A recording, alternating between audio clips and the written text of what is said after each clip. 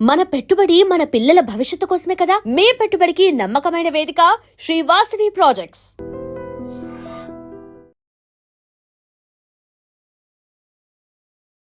Welcome to iDream Media. So జనరల్గా gut health ఇది మాట్లాడుకుంటూ ఉన్నాం కదా. అయితే గట్ హెల్త్ బాగుండాలంటే ఉదయం నిద్ర లేచినప్పటి నుంచి అసలు ఎలాంటి ఫుడ్తో మనం స్టార్ట్ చేయాలి, ఎలాంటి ఫుడ్స్ తీసుకుంటే మన గట్ హెల్త్ అనేది ఇబ్బంది పడుతుంది, దీనికోసం సపరేట్గా ప్రోబయోటిక్స్ తీసుకోవాలా, గట్ మైక్రోబయోమ్ అంటారు కదా, అది ఏంటి, పూర్తి వివరాలు తెలుసుకుందాం. మనతో పాటు ప్రముఖ surgical gastroenterologist doctor Srimannarayana ఉన్నారు from Yashoda hospital, Somajiguda. Doctor గారు నమస్తే అండి.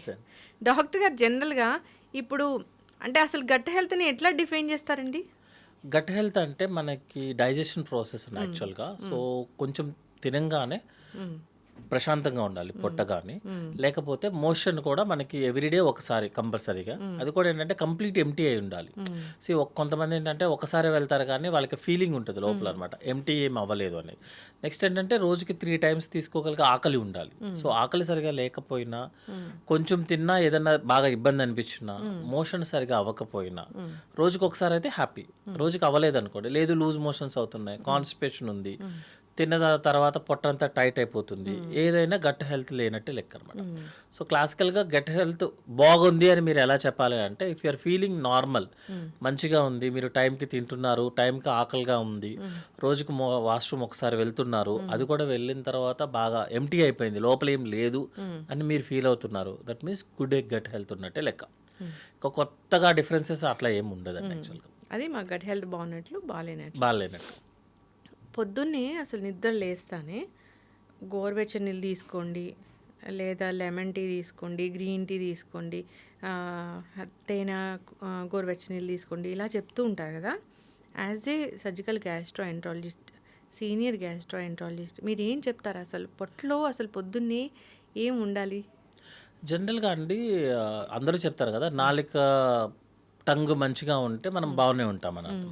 సో టంగ్ అనేది ఓన్లీ మనకి సెన్సేషన్ కోసం అనమాట. సో ఇప్పుడు మీరు ఏదైనా ఫుడ్ తిన్నారు, మీరు బాగా హ్యాపీగా ఉన్నారనుకోండి, బాగా టేస్టీగా ఉందనేది హ్యాపీగా ఉన్నారనుకో, అది టంగ్ వరకే పరిమితం. ఒక్కసారి ఫుడ్ పైప్ దాటింది అనుకోండి, మీరు ఏ ఫుడ్ మెటీరియల్ తిన్నా బాడీ సేమ్ డైజెషన్ అవుతుంది. ఇప్పుడు చాలామంది అందరం ఫాలో అయ్యేది ఏంటంటే, ఎర్లీ మార్నింగ్ లెగవగానే సమ్ హాట్ వాటర్తోనో, కొల్లైతే గోరువెచ్చని వాటర్తోనో, తేనో లేకపోతే సమ్ ఆకులో ఏవన్నా వేసి మిక్స్ చేసి చేస్తున్నారు. అవన్నీ ఏంటి అంటే, జనరల్గా మన బాడీలో సపోజ్ టంగ్ కనుక సెన్సేషన్ ఫీల్ అయింది అనుకోండి, మన బాడీ మూమెంట్ వస్తుంది. బాడీలో అంటే మన పేగుల్లోకి మూమెంట్ వస్తుంది అనమాట. జనరల్గా ఇప్పుడు కొంతమంది స్మోక్ చేస్తారు, ఆ స్మోక్ చేయడం వల్ల ఏంటంటే మనకి బ్రెయిన్ స్టిమ్యులేట్ అయ్యి అతనికి మోషన్ వస్తుంది. ఇదే సేమ్ వేడి నీళ్ళు తాగిన వాళ్ళు కూడా వేడి నీళ్ళు గోరువెచ్చని తీసుకుంటారు, ఆ టెంపరేచర్ వల్ల టంగ్ సెన్సేట్ అయ్యి మనకి బాడీలో ఉన్న ఇంటెస్టైన్స్ మూమెంట్ వచ్చి మోషన్ ఫ్రీ అవుతుంది, మూమెంట్ వస్తుంది అంతే. మీరు సపోజ్ లెమన్ కలిసిందో, తేనె కలిసిందో, లేకపోతే పుదీనా, కొంతమంది ఆవి కూడా వేస్తారు, వేసినప్పుడు అంటే ఆ సెన్సేషన్ వల్ల మనకి ఇంటెస్టైన్స్ మూమెంట్ వస్తుంది. కానీ యాక్చువల్గా రూల్ ఏంటంటే, ఒకసారి టంగ్ దాటిన తర్వాత మన బాడీలో ఏ ఫుడ్ తిన్నా కూడా మీకు కార్బోహైడ్రేట్, ప్రోటీన్, ఫ్యాటే, ఫైనల్లీ ఆ 3 ఉంటాయి. మీరు వెజ్ తినండి, నాన్ వెజ్ తినండి, ఏదైనా కార్బోహైడ్రేట్, ప్రోటీన్, ఫ్యాట్. ఇంకా కరెక్ట్గా మాట్లాడుకుంటే సోడియం, పొటాషియం, కాల్షియం, మెగ్నీషియం. కొత్తగా ఏమి ఐటమ్స్ ఏమి ఉండదు యాక్చువల్గా. టంగ్ దాటిన తర్వాత మీరు ఏ ఫుడ్ తిన్నా సేమ్. జస్ట్ ఆ మూమెంట్ కోసం మాత్రమే మీరు టెంపరేచర్స్ చేంజ్ చేసి, లేకపోతే pH వాల్యూస్ అంటాము, లైక్ లెమన్ తీసుకోవడం కానీ, మ్యాంగో, కొంతమంది తీసుకునేది ఏంటంటే జస్ట్ ఇంటెస్టైన్ మూమెంట్ కోసం అంతే. అవి తీసుకుంటే హెల్దీగా ఉంటాము, తీసుకోకపోతే అదేముంటుంది, that is a personal opinion అంతే తప్పించి ఒక ఫుడ్ ఐటమ్ వల్ల అలా ఏముంటుంది. అవునా? జస్ట్ మూమెంట్ కోసం అంతే. అందుకే కదా ఎర్లీ మార్నింగ్ 7 o'clock తీసుకోండి, 4 or 6 o'clock తీసుకోండి, ఫాస్టింగ్తో తీసుకోండి, అంటే మీకు మోషన్ మూమెంట్ వస్తుంది అంతే. అంతేగాని అది రిఫ్లెక్స్. చిన్నప్పుడు పాలు తాగంగానే బేబీ మనకి మోషన్కి వెళ్తాడు, అది రిఫ్లెక్స్, అది ఆల్రెడీ మనకు ఉంటుంది. దాన్ని మనం ఇప్పుడు ఒక ఫుడ్ సపోజ్ మనకి డైజెషన్ ప్రాసెస్ ఎప్పుడు స్టార్ట్ అవుతుంది అంటే, మనం 12 o'clockకి ఏదన్నా ఫుడ్ మెటీరియల్ తినాలన్న థాట్తోనే స్టార్ట్ అవుతుంది యాక్చువల్గా మన డైజెషన్ మొత్తం. తర్వాత స్మెల్తో స్టార్ట్ అవుతుంది, తర్వాత టేస్ట్తో స్టార్ట్ అవుతుంది. వన్స్ అదంతా అయిపోయిన తర్వాత మీరు ఏం చేసిన ఎన్ని ప్రపంచంలో ఉన్న మొత్తం నడిచినా కూడా మీకేం సపరేట్గా ఏం రాదు. ఎందుకంటే ఇది మొత్తం బ్రెయిన్ స్టిమ్యులస్ ఆల్రెడీ ఒక ఆర్గనైజ్డ్ సెక్టర్. మనం బయట చేసేదంతా కూడా ఏంటంటే మన హ్యాపీనెస్ కోసం అంతే తప్పించి కొంతమంది అంటారు నువ్వు పొద్దున్నే తాగవా అంటే అదొక చిన్నలాగా చూస్తారు, ఓహో తాగితే బాగుంటుందేమో. అట్లా ఏం ఉండదండి. మన డైజెషన్ ప్రాసెస్ మనం తినే ఫుడ్ అంతే మెటీరియల్. పరగడుపున అసలు ఏం వెళ్ళాలి డాక్టర్ గారు? జనరల్గా పరగడుపున అయితే రూమ్ టెంపరేచర్లో నార్మల్ వాటర్ ఒక 1/2 లీటర్ తీసుకుంటాం అంతే. యాక్చువల్గా జనరల్గా అది ఎవరైనా తాగేది అనమాట. ఎందుకంటే నైట్ అంతా మనం తాగం కదా, ఫుడ్ వచ్చే లోపల మనం అది తీసుకుంటాం. నైట్ ఆల్మోస్ట్ మీరు 6 hours to 8 hours వరకు ఏం తీసుకోరు, 12 to 6 అనుకోండి రఫ్గా, ఏమి తీసుకోరు. కాబట్టి డీహైడ్రేషన్ అవ్వకుండా ఫస్ట్ వాటర్ తాగుతాం, తర్వాత సాలిడ్ ఫుడ్డే వెళ్ళాలి మేడం. యాక్చువల్గా చెప్పాలంటే ఒక డైటీషియన్ లేకపోతే వేరే ప్యారలల్ డిపార్ట్మెంట్స్ అనేది ఏంటంటే ఎవిడెన్స్ లేకుండా ఉంటాయి. యాక్చువల్గా చెప్పాలంటే సర్జికల్కి సంబంధించింది ఏంటి అంటే మేము ఎంతసేపు లోపల ఏ జ్యూసెస్ ఉన్నాయి అవి ఏ టైంలో రిలీజ్ అవుతాయి. సపోజ్ మనకి ఫుడ్ జ్యూసెస్ అన్నీ కూడా 4 to 5 రిలీజ్ అవుతాయి. దాన్నే మనం రిథమ్ అంటాము, సైకిల్ అనమాట. 4 to 5 AM మనకి రిలీజ్ అయిపోతాయి. మనం యానిమల్స్ నుంచి వచ్చాం కదా, యానిమల్స్ జనరల్గా 7 o'clock 8 o'clock లేచి తినవు కదా మేడం, పొద్దున్న 5 o'clock మొదలు పెట్టేస్తాయి. సో జ్యూసెస్ ఏంటంటే మనకి 4 to 5 రిలీజ్ అవుతాయి. జ్యూసెస్ రిలీజ్ అయిపోయిన తర్వాత మనం నిద్రలేసేది 7 o'clock అనుకోండి రఫ్గా అవర్స్. అప్పటికి ఆల్రెడీ మీకు 3 hours జ్యూసెస్ ఉన్నాయి. లిక్విడ్స్ కనుక మనం తీసుకుంటే మామూలుగా చెప్తున్నా, జనరల్గా కాఫీనో టీనో ఏదన్నా ఒక లిక్విడ్ తీసుకున్నాం అనుకుందాం, మన స్టమక్లో 15 minutes కన్నా ఎక్కువసేపు లిక్విడ్ ఉండదు, డైరెక్ట్గా ఇంటెస్టైన్లోకి ఎంటర్ అయిపోతుంది. మరి జ్యూసెస్ రిలీజ్ అయినాయన్నీ ఏమైపోవాలి మనకి? ఇంకోటి ఏంటంటే స్టమక్ దాటిన తర్వాత 50 centimeters మనకి 90% డైజెషన్ అయిపోవాలి. మీరు లిక్విడ్ తీసుకుంటారు, 20 minutesలో వెళ్ళిపోతుంది. ఆ జ్యూసెస్ అన్నీ ఎవరిని డైజెస్ట్ చేయాలి? అందుకని ఏంటంటే జనరల్గా ఫాస్టింగ్తో కాఫీలు కానీ టీలు కానీ తీసుకునే వాళ్ళకి ఎసిడిటీ ప్రాబ్లము ఒక 5 years తర్వాత స్టార్ట్ అవుతుంది. ఎందుకు ఇప్పుడు 5 years అయింది కదా, ఇంతకుముందు లేదు కదా సార్, మేము చిన్నప్పటి నుంచి నాకు ఇదే అలవాటు అని చాలామంది చెప్తారు. అదొక పాష్ లాంగ్వేజ్లో అనమాట. అప్పుడు ఏజ్ ఎంత మీది, ఇప్పుడు ఏజ్ ఎంత? అప్పుడు లేచినట్టు కింద కూర్చొని లేగలేవు కదా, బాడీ కూడా అంతే ఉంటుంది మేడం. సో అప్పటి వరకు మనకు కాంపెన్సేట్ చేసింది ఇప్పుడు చేయడం కుదరట్లేదు. సో జనరల్గా ఫాస్టింగ్లో అయితే మనం సాలిడ్ ఫుడ్ అనగానే ఇప్పుడు కొత్తగా ఏమొస్తుందంటే bread, toast, one more thing ఏంటంటే మన food items like dry fruits తింటాము, ఫ్రూట్స్ తింటాము. ఫ్రూట్స్ తినడానికి పొద్దున్న తప్ప ఇంక మనకి వేరే టైం దొరకలేదు. యాక్చువల్లీ నైట్ తినకూడదంటగా ఫ్రూట్స్. జనరల్గా ఫ్రూట్స్ ఇవన్నీ citrus type of madam, high acidity values ఉంటాయి యాక్చువల్గా. సో ఫాస్టింగ్తో మీరు ఏమీ సాలిడ్ ఫుడ్ లేకుండా తిన్నప్పుడు ఏంటంటే ఎసిడిటీ లెవెల్స్ పెంచుతాయి. ఇంకోటి ఏంటంటే ఈజీలీ అబ్జార్బుల్ అనమాట, మీరు ఫ్రూట్స్ ఆల్మోస్ట్ అబ్జార్బ్ అయిపోతుంది లోపలికి.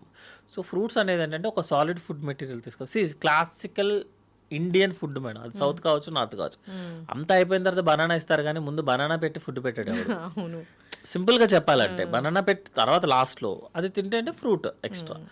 ఫ్రూట్స్, వెజిటేబుల్స్ ఇవన్నీ మనం తినే ఫుడ్కి ఎక్స్ట్రా, అంతే తప్పించి అవే మెయిన్ ఐటమ్స్ కాదు. మీరు డ్రై ఫ్రూట్స్ తినే వాళ్ళందరికీ ఎసిడిటీ ప్రాబ్లమ్ స్టార్ట్ అవుతుంది. ఇప్పుడు ఏం నువ్వు డ్రై ఫ్రూట్స్ ఎక్కడ చూసినా ఓ ప్లేట్ నిండా డ్రై ఫ్రూట్స్ పెట్టుకోవడము, లేదా ఓ పాల గ్లాస్ నిండా డ్రై ఫ్రూట్ పౌడర్ వేసుకోవడం, ఇది చాలా చాలా నడుస్తుంది. అది మంచిదేనా? జనరల్గా డ్రై ఫ్రూట్స్ కానీ ఫ్రూట్స్ కానీ మనకి ప్రతి ప్రోడక్ట్లోనూ అవసరం ఉంటాయి, అవసరం లేని ఉంటాయి. అంతేగాని only 100% purest form of food material వచ్చేది ఒక చెట్టు కానీ ఏమి ఉండదు, తాటి చెట్టు తప్ప. డ్రై ఫ్రూట్స్లో ఏంటంటే మనకి ఎంతైతే అవసరమో అంతే తీసుకోవాలి మేడం. ఎందుకంటే డైజెషన్ అవ్వాలి అంటే మీకు వెనక ఫైబర్ ఉండాలి. ఒక స్ట్రక్చర్ చూద్దాం మనం, సపోజ్ ఒక బిల్డింగ్ కట్టినా వెనక మెష్ ఉండాలి. మెష్ ఉంటేనే మీకు డైజెషన్ అవుతుంది, అది ఫైబర్. నెక్స్ట్ డైజెషన్ ప్రాసెస్ చేయడానికి ఒక బేస్ చేస్తారు, దట్ ఈస్ కార్బోహైడ్రేట్స్. ప్రోటీన్ అనేది జస్ట్ బై ప్రొడక్ట్స్ లాగా అనమాట. ప్రోటీన్ డైజెస్ట్ అవ్వాలంటే ఇవి రెండు ఉండాలి ఫస్ట్. ఇదంతా ప్రోటీనేగా, ఇదంతా ప్రోటీన్, మొత్తం డ్రై ఫ్రూట్స్ అన్నీ అవే కదా మేడం, వేరేదే ఉండదు కదా మెటీరియల్. సో మీకు డైజెషన్ ప్రాసెస్ జరగదు, అందుకే వాళ్ళకి ఎసిడిటీ రావటము, మోషన్ ప్రాబ్లం. మోషన్ ఎక్కడి నుంచి వస్తుంది? ఫైబర్ ఫుడ్ లేకుండా. మంచిగా గుడ్ హెల్త్ ఉండాలంటే మోషన్కి వెళ్ళాలంట. మీరు డ్రై ఫ్రూట్స్ అవన్నీ తీసుకుంటూ కూర్చుంటే, ఫ్రూట్స్ డ్రై ఫ్రూట్స్ తింటారంటే మోషన్ ఫామ్ అవ్వదు, డైజెషన్ జరగదు. బేస్ ఏమి లేకుండా, ఫ్రేమ్ వర్క్ ఏమి లేకుండా కన్స్ట్రక్షన్ ఉండదు, కెమికల్ రియాక్షన్ జరగదు, ఏమీ జరగదు. మనం మాత్రం డ్రై ఫ్రూట్స్ పొద్దున్నారు, సాయంత్రం వారు, మధ్యాహ్నం వారు ఎక్కడుంటే అక్కడ తినాలి. 6 తింటే నయమే. అంటే వెళ్ళిపోతుంది మేడం అట్లా. ప్రతి దాంట్లో నువ్వు జనరల్‌గా చెప్పేది ఏంటంటే ఎనీ డ్రై ఫ్రూట్స్ పీసెస్‌లో ఉంటాయి. సపోజ్ బాదం, జీడి అవి కామన్ కదా! 6 కన్నా పర్ డే తినాల్సిన అవసరం లేదు మేడం యాక్చువల్లీ. ఎందుకంటే అరగదది. మీరు ఇప్పుడు వాటర్ బాగా తాగారు. డాక్టర్ ఏం చెప్తారు? మీరు వాటర్ మంచిగా తాగండి మీకు బావుంటదని చెప్తారు. నేను రోజుకి 6 లీటర్లు తాగుతాను మేడం. 4 లీటర్లు యూరిన్‌లో వస్తది. అంతే కదా! మీరు ఎక్కువ తాగినంత మాత్రాన బాడీ ఉంచుకోదు. మీరు అంత హెల్తీ ఉన్నా కూడా బాడీ ఏమీ అలా చెయ్యదు. సో డ్రై ఫ్రూట్స్ అనేది ఏదైనా limited madam. Every food is a good but at the limited versions. మంచి ఫుడ్ అంటే త్వరగా అరిగే ఫుడ్ మంచిదా?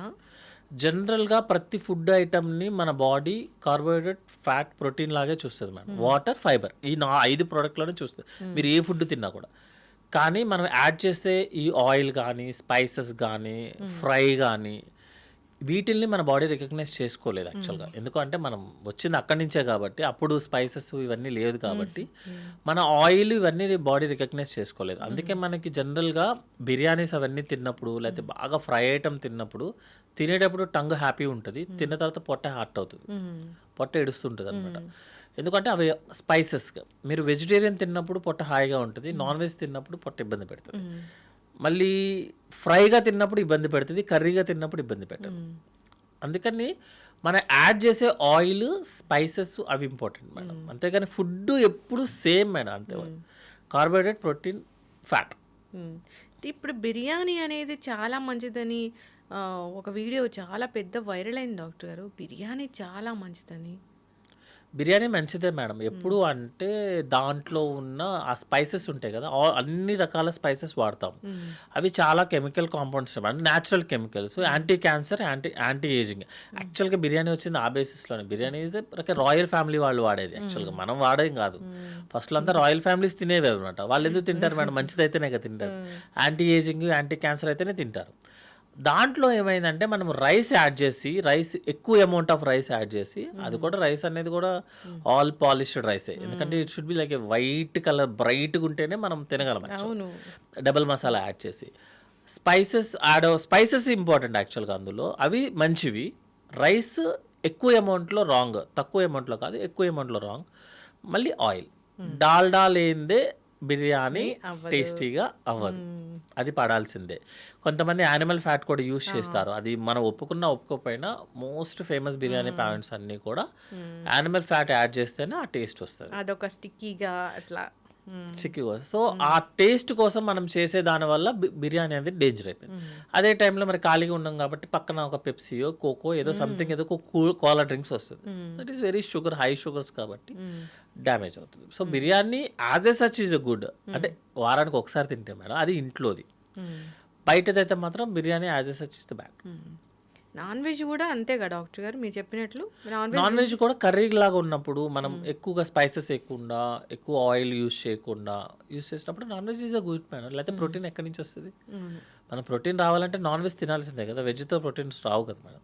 చాలా తక్కువ వస్తుంది కదా. పప్పుతో ఈజీలీ అబ్జర్వబుల్ వస్తుంది మేడం. కాకపోతే సరిపోదు యాక్చువల్గా. మీరు రోజు పప్పు తినాల్సి వస్తుంది ఎవ్రీడే. దట్ ఈస్ డైజెషన్ అవ్వదు. డాక్టర్ గారు ఈ కందిపప్పు మంచిది, చాలా తీసుకోండి, మీకు ప్రోటీన్ వస్తుంది, వెజిటేరియన్స్కి మంచి సోర్స్ ఇలా చెప్తారు. కానీ కందిపప్పు తింటే బ్లోటింగ్ వస్తుంది, గ్యాస్ వస్తుంది. జనరల్గా మేడం కొంతమందికి కొన్ని ఫుడ్ ఐటమ్స్ అరగవు యాక్చువల్గా. కొంతమందికి గోంగూర తింటే దురదలు వస్తాయి.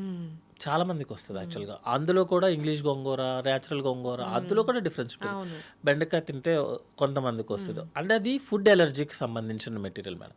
బట్ ఏంటంటే కొంతమందికి పెసరపప్పు బాగా అడ్జస్ట్ అవుతారు, కొంతమంది కందిపప్పుకి అడ్జస్ట్ అవుతారు. సో ఒక పప్పు అందరికీ యునానిమస్గా కరెక్ట్ అవుతుందని చెప్పలేదు. ఏ ఫుడ్ ఎప్పుడు అవ్వదు. కొంతమందికి అసలు మిల్క్ పట్టుకుంటేనే పరిగెత్తుతారు, వామిటింగ్ సెన్సేషన్. కొంతమందికి మిల్క్ లేదే నిద్ర రాదు. సో అదేంటంటే ఒక ప్రోడక్ట్ని జనరలైజ్ చేయడం అనేది కరెక్ట్ కాదు. బట్ జనరల్గా ఏంటంటే ఈజీలీ డైజెస్టబుల్ అయితే పెసరపప్పు యాక్చువల్గా. కందిపప్పు అనేది కొంచెం డైజెస్ట్ అవ్వదు బట్ టేస్టీగా ఉంటుంది కాబట్టి జనరల్గా అందరూ కందిపప్పే యూస్ చేస్తారు. బట్ పెసరపప్పు ఈజ్ ఈజీలీ డైజెస్టబుల్ ఉన్న వాటిల్లో. గ్యాస్ట్రిక్ రాకుండా కందిపప్పుని మనం తీసుకోలేమా? గ్యాస్ట్రిక్ ఉన్న వాళ్ళు ఎవరైనా సరే ఒక ఫుడ్ ఐటమ్ వల్ల ప్రాబ్లం వస్తుంది సార్ అంటే ఆ ఫుడ్ ఐటమ్ ఆపమనే చెప్తాం. అంతే, ఆల్టర్నేటివ్ చూసుకోమని చెప్తామని. ఎందుకంటే ఫుడ్ ఒకసారి లోపలికి వెళ్ళిన తర్వాత మనం చేయడానికి ఏమి ఉండదు, బాడీ చేసుకోవాలి. బాడీకి కందిపప్పు అడ్జస్ట్ అవ్వట్లేదు. ఎందుకంటే మేడం మనకు తెలిసినంత వరకు ఎంజైమ్స్, జీన్స్ అనేది కొంచెమే. మనకి తెలియదు కదా మొత్తం ఎన్ని ఉన్నాయో అనేది. అన్ అందరి మనుషులు అన్ని జీన్స్తోనూ పుట్టరు. 100% ఎవ్వరు ఈక్వల్గా ఉంటారు. ఏదైనా డిఫెక్ట్ ఉందనుకోండి మేడం, అప్పుడు ఏం చేస్తాం? దాన్ని తగ్గట్టు మాకు మిల్క్ పడలేదు, ఆపండి, ఏమో అర్జెంట్ ఏముంది ఇప్పుడు. కందిపప్పు పడలేదు, పోనీ పెసరపప్పు తినండి. ఏదో సినిమాలో చెప్పినట్టు పెన్సిల్ ఇరిగిపోయిందంటే పెన్తో రాసుకో అన్నట్టు ఉంటుంది అనమాట. ఇప్పుడు పెసరట్టు అబ్బో గట్టి హెల్త్కి పెసరట్టు చాలా మంచిది, దాంట్లో ఉన్నన్ని మెడిసినల్ ప్రాపర్టీస్ దేంట్లో లేవు, పెసరట్టే తినండి అంటున్నారు. నిజంగా అంత మంచిదా? మనకి జనరల్గా ఇప్పుడున్న మీడియా స్ట్రీమ్స్ దాని ప్రకారం కానీ ఇప్పుడున్న దానికి ఏంటంటే ఎవరైనా ఒకటి పట్టుకుంటే అదే రీల్ చేస్తారు మేడం. ఇప్పుడు మీరు ఇన్స్టా ఓపెన్ చేసినా ఏది చేసినా వన్ డే పైన పాకిస్తాన్ రీల్ రన్ అవుతుంది. సో జనరల్గా ఒకటి పట్టుకుంటే ఇంకా అదే ఉంటుంది. జనరల్గా ఏంటంటే ఒక ప్రోడక్ట్ మంచిది, ఇది తింటే మీకు ఈ ప్రాబ్లమ్స్ రాదు, మీకు ఫుల్ ప్రోటీన్స్ వచ్చేస్తే అట్లా ఏమి ఉండదు madam. Everything is the same అనమాట. మేబీ ఒక దాంట్లో కార్బోహైడ్రేట్ ఎక్కువ ఉండొచ్చు, ఒక దాంట్లో తక్కువ ఉండొచ్చు. అలాగే ఇప్పుడు మీరు white rice is the completely bad అనే లేదు madam. And compare to other products కొన్ని కార్బోహైడ్రేట్స్ ఎక్కువ ఉండొచ్చు, మిగతా ప్రోడక్ట్స్ ఎక్కువ ఉంటాయి, మళ్ళీ నాన్ ఫ్యాటీ యాసిడ్స్ ఎక్కువ ఉంటాయి వైట్ రైస్లో అనమాట. సో ఏం చేస్తారంటే జనరల్గా ఒక వారం ఇది యూస్ చేయండి, ఒక వారం బ్రౌన్ రైస్ యూస్ చేయండి. మీరు కంప్లీట్గా బ్రౌన్ రైస్ వాడాం అనుకుందాం అనుకోండి, జీవితం మీద విరక్తి వస్తుంది. మీరు లివింగ్ కదా, మీరు జస్ట్ ఎంజాయ్ యువర్ లైఫ్. ఎందుకు అంత కష్టాలు ఎందుకు? ఎంత అవసరమో, సపోజ్ ఈరోజు మీకు ఇంత అవసరం ఉంది అంతే తినండి, ఏముంటుంది దాంట్లో. లేదు కొన్ని రోజు వైట్ రైస్ తినండి, కొన్ని బ్రౌన్ రైస్ తినండి, కుదిరితే బ్లాక్ రైస్ తినండి డబ్బులు ఎక్కువ ఉంటే, లేదంటే కినోవా, ఏదైనా సరే ఓన్లీ కంటిన్యూస్గా ఒకటే చేయడం కుదరదు మేడం. ప్రతి ప్రోడక్ట్లో గుడ్ ఉంటుంది, బ్యాడ్ ఉంటుంది. సో మిక్స్ క్వినోవా అనేది చాలా రిచ్ ఫుడ్ అంటున్నారు కదా డాక్టర్ గారు, అంటే విటమిన్స్, మినరల్స్ దాంట్లో ఎక్కువ ఉంటాయా? ఎక్కువ ఉంటుంది మేడం, ఎందుకంటే అది గ్రో ఇప్పుడు మనకి మిల్లెట్స్ ఉన్నాయి మేడం. మిల్లెట్స్ ఏరియా పెరిగేది ఏంటిది, అది వాటర్ అన్నీ తక్కువ ఉన్న ఏరియాలో.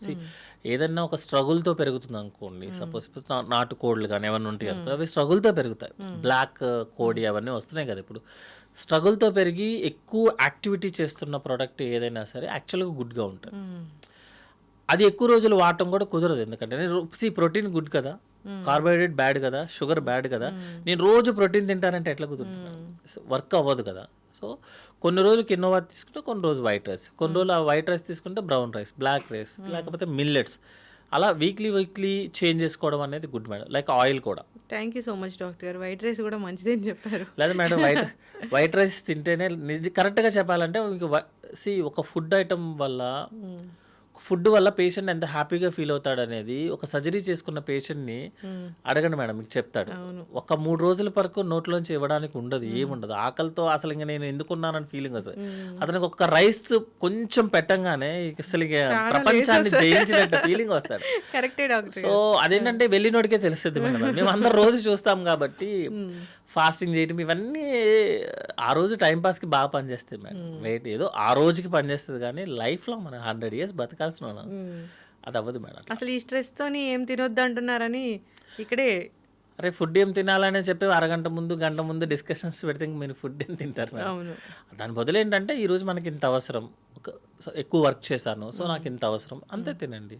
తక్కువ వర్క్ చేశారు, ఏం పనేం లేదు ఈరోజు, తక్కువే తినండి. అంటే మన ఫుడ్ తినొచ్చా? స్పెషల్గా చేయించుకొని స్పెషల్గా డైటీషియన్ చెప్పింది ఫాలో అవ్వాల్సిన పని లేదా?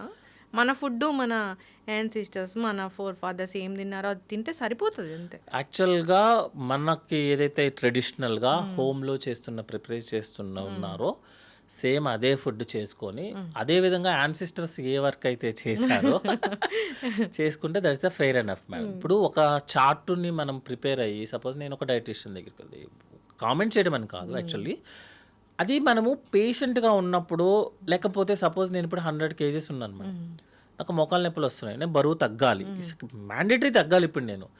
అది ఒక 1 month, 2 months, 3 months మీ టార్గెట్ రీచ్ అయ్యేదాకా ఒక డైట్ని ఫాలో అవడం అనేది ఓకే.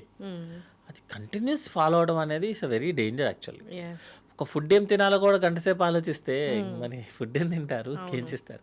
ఇప్పుడు మేము మార్నింగ్ లేస్తానే ఒక టీ తీసుకొని, మీరు అన్నట్లు ఒక మంచిగా వాటర్ తీసుకొని, తర్వాత మాకు నచ్చిన టీ కాఫీ తాగి, తర్వాత బ్రేక్ఫాస్ట్ చేసి ఇడ్లీ దోశ అలాంటివి తీసుకొని, అదే రివర్స్లో మనకి జస్ట్ వాటర్ తాగి ఇడ్లీ దోశ అలాంటివి తిని నెక్స్ట్ టీలు కాఫీలే తాగండి. ఓ అట్లనా? సాలిడ్ ఫుడ్ వెళ్ళాలి మేడం. సాలిడ్ ఫుడ్ కాకుండా డైరెక్ట్గా లిక్విడ్ ఫుడ్ అనేది నాట్ ఎ సేఫ్ యాక్చువల్గా. ఎస్జిటి ఉన్న వాళ్ళకి ఎస్జిటికి ప్రోన్ అవుతాం యాక్చువల్గా. సో సాలిడ్ ఫుడ్ తర్వాత అది. మనం జనరల్‌గా ఏంటంటే అదో అలవాటైపోయి చేస్తున్నాము. అందుకని మనం సెపరేట్‌గా మీరు ఆపండి, ఆపండి అన్నా ఎవరు ఆపరు. సో, ఎవరైతే కంప్లెయింట్ ఉంటదో, ఎవరైతే ఎస్‌డిటీ కంప్లెయింట్ ఉంటదో వాళ్ళు మాత్రం కంపల్సరీగా సాలిడ్ ఫుడ్ తీసుకొని కాఫీ, టీ తీసుకోమని చెప్తాం. ఇంకా కొంతమంది చెప్తారు మేము ఫుడ్ ఇలా తీసుకుంటే మేము వెయిట్ పెరిగిపోతున్నాము, అలా తీసుకుంటే వెయిట్ అనేది అలా పెరుగుతూ తగ్గుతూనే ఉంటుంది. మన షుగర్ వాల్యూ లాగే అది కూడా. మన యాక్టివిటీని బట్టే పెరుగుతూ తగ్గుతుంది. మీరు కంటిన్యూస్‌గా వెయిట్ పెరుగుతున్నారంటే అర్థం ఏంటంటే మీ బాడీలో ఏదో ప్రాబ్లమ్ ఉన్నట్టు లెక్క. మీరు ఫిజికల్ యాక్టివిటీ చేయట్లేదు అన్నక్క. ఇప్పుడు వెయిట్ పెరగడం వేరు, పొట్ట పెరగడం వేరు కదా. వెయిట్ పెరగడం వేరు, పొట్ట పెరగడం వేరు.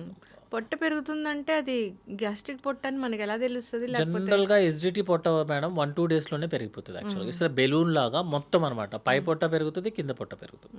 అంటే బొడ్డు పైన లైక్ కంప్లీట్ బెలూన్ లాగా ప్రెగ్నెన్సీ లాగా అంటే 9th మంత్ వచ్చిన ప్రెగ్నెన్సీ లాగా అనిపిస్తుంది అనమాట. ఫుల్ టైట్ అనమాట. ఎస్‌డిటీ పొట్ట టైట్‌గా ఉంటుంది. అదే కాకుండా ప్రాబ్లమ్స్ వచ్చిన పొట్ట ఉంటుంది కదా. సపోజ్ ఓవరీలో ఏదైనా ట్యూమర్స్ రావడం కానీ, లేకపోతే యూట్రస్లో ఏదైనా ట్యూమర్స్ కానీ, కిడ్నీ ప్రాబ్లమ్స్ ఉన్నవాళ్ళు, లేకపోతే మన బాడీలో వాటర్ వస్తున్నాయి అనుకుందాం అనుకోండి, వాళ్ళకి ఏంటంటే కింద నుంచి పొట్ట పెరగడం స్టార్ట్ అవుతుంది. అది కూడా ఒక రోజులో కాదు, 1-2 రోజులు కాదు, మెల్లగా పొట్ట పెరగడం స్టార్ట్ అవుతుంది. అంటే మీరేం డిస్కంఫర్ట్ ఫీల్ అవ్వరు. ఎదురుగా ఉన్న వ్యక్తి మీకు చెప్తాడు నీ మధ్య ఏంటి పొట్ట పెరిగినట్టు ఉందని చెప్తాడు.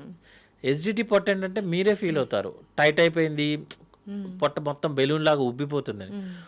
గ్యాస్ పొట్ట వాళ్ళు ఏంటంటే ఒక 2-3 డేస్ అయిపోయిన తర్వాత వాళ్ళకి ఆటోమేటిక్గా పొట్ట తగ్గిపోతుంది. ఎందుకంటే మీకు ఎస్‌డిటీ తగ్గిపోతే పొట్ట తగ్గిపోతుంది. బట్ ప్రాబ్లమ్స్ ఉన్న వాళ్ళకి ఏంటంటే తగ్గదు. అలా కాకుండా సపోజ్ మీకు స్ప్లీన్ పెరిగింది, లివర్ పెరిగింది అనుకోండి, లివర్ పెరిగితే రైట్ సైడ్ పొట్ట పెరుగుతుంది, రైట్ సైడ్ బొడ్డు పైన. స్ప్లీన్ పెరిగితే లెఫ్ట్ సైడ్ బొడ్డు పైన. అది కూడా ఏంటంటే రోజు రోజు మెల్లమెల్లగా పెరుగుతుంది. చాలాసార్లు వస్తుంది మేడం. ఎందుకంటే గ్యాస్ పొట్ట వదిలేసే అంటారు. చాలామంది క్యాన్సర్స్ అలా మిస్ అవుతాం మనం. సో పొట్ట మెల్లగా పెరిగిందా, ఒకే రోజు పెరిగితే గ్యాస్ ప్రాబ్లం.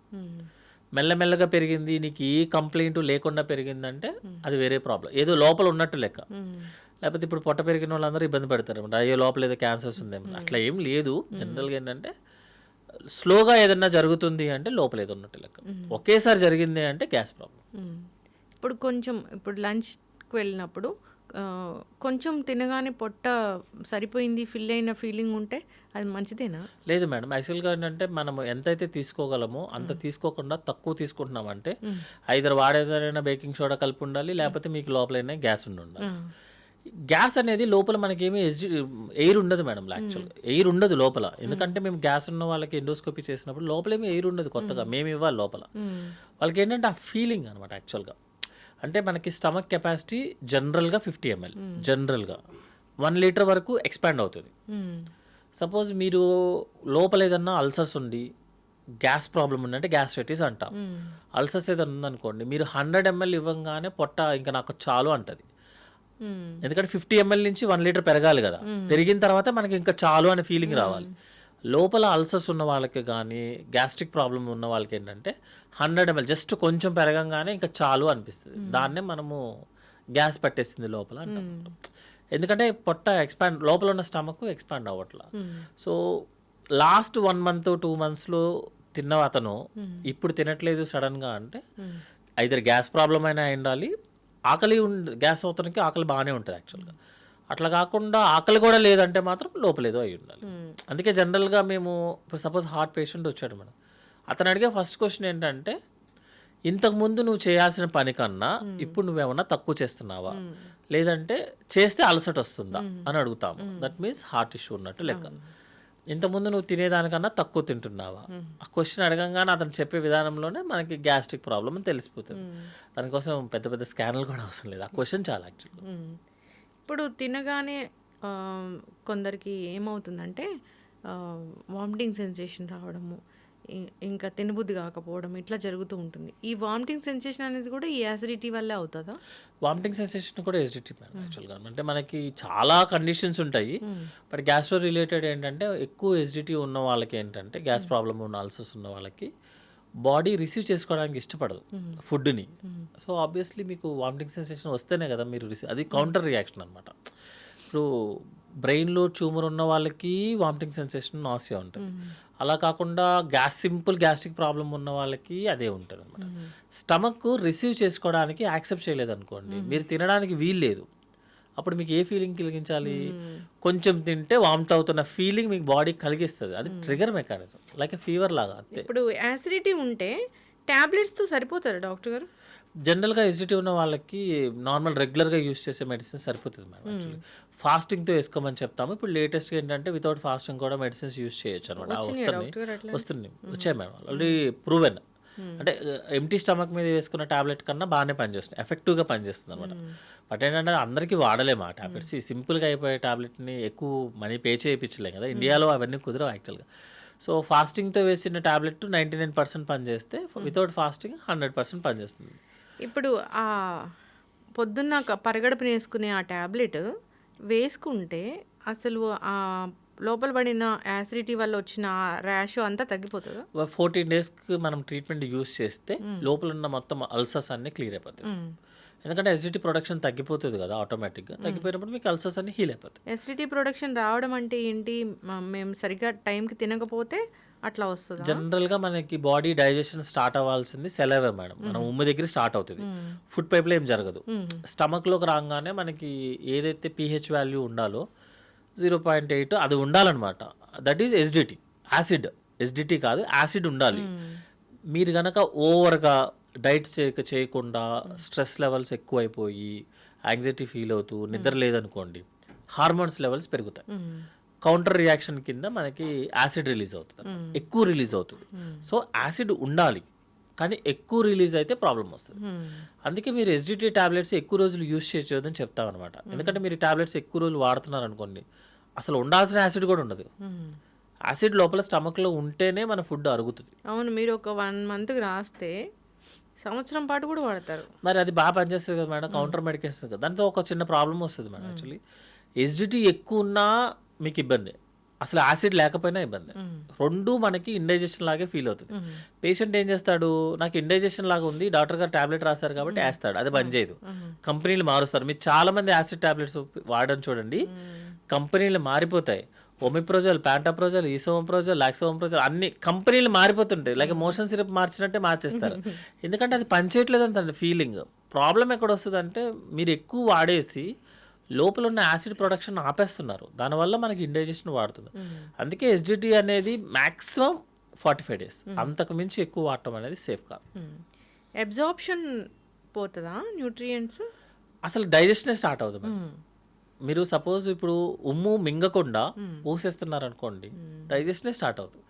అసలు ఫుడ్ స్టార్ట్ అవ్వాల్సిందే సెరవేలో, తర్వాత స్టమక్ వెళ్ళిన తర్వాత గ్రైండింగ్ అవుతుంది. మనకు ఎవరైతే యాసిడ్ ఉందో లోపల, యాసిడ్ కావాలి అది యాక్చువల్లీ. యాసిడ్ లేకుండా మీకు ఫుడ్ డైజెస్ట్ అయ్యే ఛాన్సే లేదు. అందుకనే ఎవరైతే ఫుడ్ ప్రోడక్ట్స్ ఎక్కువ వాడతారో, ఈ టాబ్లెట్స్ ఎక్కువ వాడతారో వాళ్ళకి ఇండైజెషన్ వచ్చేస్తుంది. పుల్లెట్ థెరపీలు వస్తే అన్నం మరగనట్లేనా మనం తీసుకున్నది? పుల్లెట్ థెరపీలు అంటే జనరల్గా ఇండైజెస్ట్ అయిన, అంటే డైజెషన్ అవ్వన్న ప్రోడక్ట్ ఇంకా స్టమక్లో మిగిలిపోయింది అనుకోండి మేడం, మనకు మామూలుగా ఏంటంటే ఒక పర్ డే అట్లీస్ట్ ఒక 8 to 10 times తేన్పులు వస్తాయి. ఎందుకంటే ఇప్పుడు మాట్లాడుతున్నప్పుడు గ్యాస్ లోపలికి వెళ్ళిపోతుంది, అంటే ఎయిర్, గ్యాస్ కాదు ఇది ఎయిర్. తింటున్నాము, మింగుతున్నప్పుడు ఎయిర్ లోపలికి వెళ్తుంది, అది బయటికి రావాలి కదా, అదే తేన్పులు యాక్చువల్గా. ఇప్పుడు మీరు బిర్యానీ తింటున్నప్పుడు జనరల్గా అందరికీ వస్తుంది స్పైసీ ఫుడ్ అదేంటంటే మనం తినేటప్పుడు మనం మింగేస్తాం చాలా ఎయిర్ని, అది బయటికి తీయడానికి ఒక మెకానిజమే తేన్పులు. సపోజ్ ఆ మెకానిజం కనుక ఎక్కువ అయిందనుకోండి, మీరు ఎక్కువ చేసేసి ఎక్కువ తేన్పులు చేశారనుకోండి, అందులోంచి మన ఫుడ్ పైకి వస్తుంది. పైకి రాగానే మనకి పుణ్యం తేన్పులు రావటము, జనాలకి స్మెల్ రావటము, గొంతు నొప్పి రావటము, అవన్నీ జరుగుతాయి అనమాట. సో తేన్పు అనేది 8 to 10 times ఈజ్ సేఫ్. మరి 8 to 10 times అని చెప్తే ఇప్పుడు మన వాళ్ళందరూ 8 to 10 times లెక్క కడతారు. అలా కాదు, మినిమం తేన్పులు చేయడం అనేది సేఫ్ అవుతుంది కూడా. ఇప్పుడు నేను మాట్లాడుతున్నప్పుడు చాలా ఎయిర్ లోపలికి వెళ్తుంది, అది నేను తీయాలి కదా తర్వాత, అది ఆటోమేటిక్గా వస్తుంది. ఎక్కువ అయితేనే ప్రాబ్లం. డాక్టర్ గారు, ఇప్పుడు ఎప్పటి నుంచో ఉందే ఇది, వాటరు ఫుడ్ తీసుకునే 1/2 hour ముందు వాటర్ తాగండి, ఫుడ్ తింటూ వాటర్ తాగొద్దు అంటారు కదా, తాగాలి అనిపిస్తుంది కదా డాక్టర్ గారు? మేడం అది ఎట్లా ఉంటుంది అంటే, మీరు ఫుడ్ తక్కువ తినాలి అంటే ఆ 15 నిమిషాల ముందు వాటర్ తాగండి, మీరు ఫుడ్ తక్కువ తింటారంటారు. ఫుడ్ ఎక్కువ తినాలంటే తినొద్దు అని చెప్తారు, మిక్స్ చేయమని చెప్తారు, ఫుడ్ తినేసిన గంట తర్వాత తినమని చెప్తారు. మీ stomach capacity is 1 liter, full capacity. నార్మల్గా ఉండే 50 ml మీ ఫుల్ కెపాసిటీ 1 లీటర్. మీరు ఫుడ్ తిన్నా food with water without water ఏం చేసినా స్టమక్ 1 లీటర్ వరకు మంచిగా తీసుకుంటుంది. మీరు వాటర్ తీసుకున్న వాటర్ 15 మినిట్స్లో కిందకి వెళ్ళిపోతుంది, అంటే ఇంటెస్టైన్లోకి వెళ్ళిపోతుంది. మీ ఏదైతే సాలిడ్ ఫుడ్ తిన్నారో ఆ ఫుడ్ 4 to 5 అవర్స్ స్టమక్లోనే ఉంటుంది. మీకు తెలిసిన తెలివితేటలు మన బాడీకి తెలియదు, అందుకని మీరు ఏం తీసుకున్నా దాని మెకానిజంలో అది వెళ్ళిపోతుంది మేడం. మీరు వాటర్ ఎప్పుడైనా తాగండి. 4-5 గంటలు సాలిడ్ ఫుడ్ స్టమక్లో ఉంటుంది మేడం, 4-5 గంటలు వాటర్ లేకుండా మీరు ఎలా ఉంటుంది? ఇవన్నీ ఏంటంటే ఇట్స్ అ పర్సనల్ ఎక్స్పీరియన్సెస్ అనమాట. జస్ట్ ఆ రోజుల్లో మా తాతగారు అలా చేసేవాళ్ళు అని కంటిన్యూ అవుతుంది, దానికి ఎవిడెన్స్ ఉండదు మేడం. అంతేనా? ఓహో, ఇలా చేస్తే అసలు ఫుడ్ అరగదేమో. దానికి 15 మినిట్స్లో మీరు ఏ ఫుడ్ తీసుకోండి, ఈవెన్ ఆల్కహాల్ తీసుకున్నా సరే 15 మినిట్స్ తర్వాత స్టమక్ నుంచి ఇంటెస్టైన్లోకి వెళ్ళాల్సింది. అది మెకానిజమే దానికి క్రియేట్ అయింది. మీరు దాన్ని మిక్స్ చేస్తే డేంజరు, మిక్స్ చేయకపోతే డేంజరు, అదేం ఉండదు. డాక్టర్ గారు, ఇంకొకటి ఏంటంటే ఎక్కిళ్ళు అంటే జనరల్గా పొట్ట పెద్దదిగా అవుతుంటే ఎక్కిళ్ళు వస్తాయా? ఎక్కిళ్ళకి ఎందుకు వస్తాయా అని చెప్పేంటంటే, భయపడితే ఎక్కిళ్ళ దగ్గర నుంచి క్యాన్సర్ వస్తే ఎక్కిళ్ళ వరకు అట్లీస్ట్ టెక్స్ట్ బుక్ ప్రకారమే 150 రీజన్స్ ఉంటాయి మేడం. సో ఎక్కిళ్ళు ఎందుకు వస్తాయంటే, మనకి చెస్ట్ వాళ్ళకి అబ్డామిన్కి మధ్యలో ఒక లేయర్ ఉంటుంది, దాన్ని డయాఫ్రమ్ అంటారు. దానికి ఒక నర్వ్ ఉంటుంది. ఆ నర్వ్ కనుక ఆ డయాఫ్రమ్ కనుక ఇరిటేట్ అయితే ఎక్కిళ్ళు వస్తాయి. అది ఎట్లయినా సరే, బికాజ్ ఆ నర్వ్ ఉంది కాబట్టి మీకు భయం వేసినా లేకపోతే టెన్షన్ వచ్చినా కూడా కొంతమందికి ఎక్కిళ్ళు వస్తాయి. సడన్గా ఎవరినైనా చూసినా, అతను భయపడే వ్యక్తిని చూసారనుకోండి ఎక్కిళ్ళు వచ్చేస్తాయి, ఎందుకంటే ఆ నర్వ్ స్టిమ్యులేట్ అవుతుంది. జనరల్గా ఎక్కిళ్ళు రావడానికి రీజన్ ఏంటంటే గ్యాస్ ప్రాబ్లం. ఎందుకంటే మనకి స్టమక్ ఉండే ఏరియా కరెక్ట్గా ఆ డయాఫ్రమ్ దగ్గర ఉంటుంది. స్టమక్ బాగా ఉబ్బింది అనుకోండి, లోపల స్టమక్, బయట స్టమక్ కాదు, లోపల స్టమక్ ఉబ్బింది అనుకోండి, ఆ డయాఫ్రమ్ వాళ్ళు ఇరిటేట్ అవుతుంది. ఇరిటేట్ అవగానే మనకి ఎక్కిళ్ళు స్టార్ట్ అవుతాయి. అందుకని వాటర్ ఎక్కువ తాగు అంటే మీనింగ్ ఏంటంటే లోపల ఉన్న ఎసిడిటీని ఏమన్నా తగ్గించడం కుదురుద్దని. మీరు ఎన్ని వాటర్ తాగినా ఎక్కిళ్ళు తగ్గే టైంలోనే తగ్గుతాయి. అవును, తగ్గే టైంలోనే తగ్గుతాయి. కొంతమంది ఏంటంటే చాలా ఎక్కువ ఎక్కిళ్ళు వచ్చినప్పుడు మేము ఎస్డిటి ట్రీట్మెంట్ అంటే ఇస్తాము, గ్యాస్ టాబ్లెట్స్, నెక్స్ట్ అంటే సిరప్ ఇచ్చి ఆ యాసిడ్ లెవెల్స్ని తగ్గిస్తాం అన్నమాట. అప్పుడు లోపల ఉన్న స్టమక్ తగ్గిపోయి ఎక్కిళ్ళు ఆగుతాయి. కొంతమందికి టాబ్లెట్స్ కూడా పెడతాం, ఎందుకంటే రెస్పిరేషన్ అది నరుని స్టిమ్యులేషన్స్ తగ్గించడానికి టాబ్లెట్స్ ఇస్తాము. కొన్నిసార్లు ఏమవుతుందంటే ఆ ఏరియాలో ఏదన్నా వేరే ప్రాబ్లమ్స్ అనమాట, లైక్ వాటర్ ఎక్కువ ఉండటం వల్ల, ఇన్ఫెక్షన్ ఎక్కువ ఉండటం వల్ల కూడా ఎక్కిళ్ళు వస్తాయి. సో ఎక్కిళ్ళు అనేది భయపడుతున్న దగ్గర నుంచి క్యాన్సర్ వరకు ఏ కారణం వల్ల జరగచ్చు. కామన్ మాత్రం గ్యాస్ ప్రాబ్లం. కొంతమందికి అయితే మీరు బిలీవ్ చేయరు, 1 వీక్ వరకు కూడా ఎక్కిళ్ళు ఉంటాయి. మీరు ఈ ప్రపంచంలో అన్ని టెస్టులు అన్ని మెడిసిన్స్ యూస్ చేసినా తగ్గు. 1 ఫైన్ మార్నింగ్ ఏదో కరెంట్ షాక్ కట్టినట్టు తగ్గిపోతుంది. అదేంటంటే జనరల్గా ఎక్సర్సైజ్ కూడా చేయమని చెప్తాం మేడం, వాల్వ్స్ మ్యానోర్ అని చెప్తారనమాట. సో ఇప్పుడు మీకు ఏమైంది, ఆ ఏదైతే లేయర్ ఉందో డయాఫ్రైమ్ ఉందో అది ఇరిటేట్ అవ్వడం వల్ల వచ్చింది కదా. సో దానికి ఎక్సర్సైజ్ అనమాట. ఏంటంటే ముక్కు నోరు మూసుకొని గట్టిగా బ్లో చేయాలి. చేస్తే ఏంటంటే ఆ వాల్ కింద పడి మనకి ఎక్కిళ్ళు తగ్గుతాయి. అది మెకానిజం కొన్ని చాలా ఉంటాయి, బట్ అది ఎందుకు వస్తుందో తెలియదు, ఎందుకు పోతుందో తెలియదు. సో భయపడాల్సిన పని అయితే లేదు, వెక్కిళ్ళకి భయపడాల్సిన అవసరం లేదు madam, but it's very irritating problem యాక్చువల్గా. ఎందుకంటే వెక్కిళ్ళు వస్తూ ఉంటాయి, మనోడు గ్యాస్ తీసేసుకుంటాడు, లోపలికి ఎయిర్ లోపలికి వెళ్ళిపోతూ ఉంటుంది, దానివల్ల మళ్ళీ పొట్ట ఉబ్బుతుంది, మళ్ళీ వెక్కిళ్ళు వస్తాయి. అది కొంచెం నీళ్ళు బాగానే తాగుతాము. జనరల్గా కొంచెం కోల్డ్ వాటరు, ఐస్ క్రీమ్ ఎక్కువ తీసుకున్నప్పుడు వెక్కిళ్ళు కొంచెం తగ్గుతాయి. కానీ ఎందుకు వస్తాయో తెలియనప్పుడు ఏది వాడితే తగ్గుద్ది అనేది చెప్పడం కూడా రాంగ్ యాక్చువల్గా. జనరల్గా ఎసిడిటీ ట్రీట్మెంట్ ఇస్తే తగ్గుతాయి యాక్చువల్గా. ఈ గట్ హెల్త్ పాడు చేయడానికి మెయిన్ కారణం ఫుడ్స్ ఇవి కాదు. అయితే ఫుడ్ మెటీరియల్ కాదు మేడం యాక్చువల్గా, అంటే వెజ్ కాదు, నాన్ వెజ్ కాదు, ఫుడ్ మెటీరియల్ కాదు. ఫుడ్లో వాడే ఎక్స్ట్రా ఐటమ్స్, సాల్ట్, పెప్పర్, తర్వాత ఏంటంటే ఆయిల్, ఇవే మెయిన్. అదే టైంలో స్ట్రెస్, స్లీప్ లేకపోవడం. మీరు చెప్పినట్లు లక్షణాలన్నీ చూసుకున్నారు, కానీ గట్ హెల్త్ బాగాలేదని తెలిస్తే ప్రోబయోటిక్, ప్రీబయోటిక్స్ ఇట్లాంటివి ఉంటాయి కదా, ఏం తీసుకోవాలి అసలు? జనరల్గా మనకి ఇండైజెషన్ ప్రాబ్లం వచ్చినప్పుడు ఫస్ట్ ఎసిడిటీ ట్రీట్మెంట్ తీసుకోమని చెప్తాం మేడం. గట్ హెల్త్ అనేది మంచి name, it's very good name actually, చాలా పాపులర్ నేమ్. ఎందుకంటే గట్ అనేది మనకి సెకండ్ బ్రెయిన్ కింద లెక్క.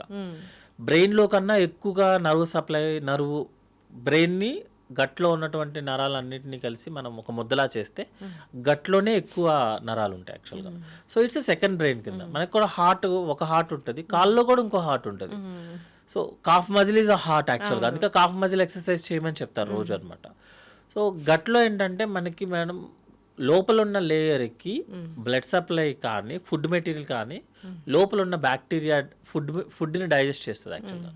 ఎందుకంటే స్మాల్ ఇంటెస్టైన్ ఒక 200 మీటర్స్ దాటిన తర్వాత 200 సెంటీమీటర్స్ దాటిన తర్వాత మన జ్యూసెస్ ఏమి ఉండవు, జస్ట్ బ్యాక్టీరియా డైజెస్ట్ చేస్తుంది అనమాట. అది గుడ్ బ్యాక్టీరియా యాక్చువల్గా. మనకి ఏదన్నా బయట ఇన్ఫెక్షన్ వచ్చినా లేకపోతే డయేరియా లేకపోతే బయట వాటర్ ఎక్కువ తాగినా బ్యాడ్ బ్యాక్టీరియా కూడా ఉంటుంది. Good bacteria bad bacteria proportion మారిపోతుంది.